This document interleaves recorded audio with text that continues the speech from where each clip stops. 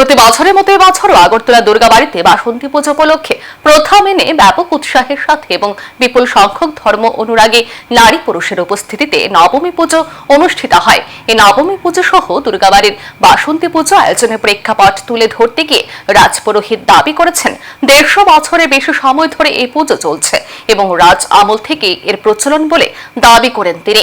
পাশাপাশি পুরোহিত আরো দাবি করেন আজকের এই নবমী পুজোতে প্রথা অনুযায়ী অন্নভোগ তৈরি করা থেকে শুরু করে বলি, সন্ধ্যারতি ইত্যাদি সবকিছু রয়েছে এবং আগামীকাল প্রথা অনুযায়ী তিথিকে মান্যতা প্রদান করে দশমী পর্ব সম্পন্ন হবে বলে রাজপুরোহিত দাবি করেছেন। আক্ষরিক অর্থে জগৎ সংসারে মঙ্গল কামনায় অন্যান্য বাড়ির মতো এবারও যে দুর্গাবাড়ির এই বাসন্তী পুজোর আয়োজন সেই বিষয়টা বারবার উল্লেখ করলেন রাজপুরোহিত। আজকে মার মহানবমীর পুজো হচ্ছে, এখন আরতি হবে, আরতির পর বলিদান হবে, চণ্ডী করে বলিদান হবে, 12টার মধ্যে মার অন্নভোগ হবে।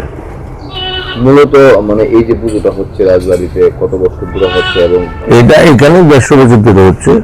এটা তো 500 বছর আগের পুজোই, রাজ আমল থেকে চলে আসছে এই পুজোটা।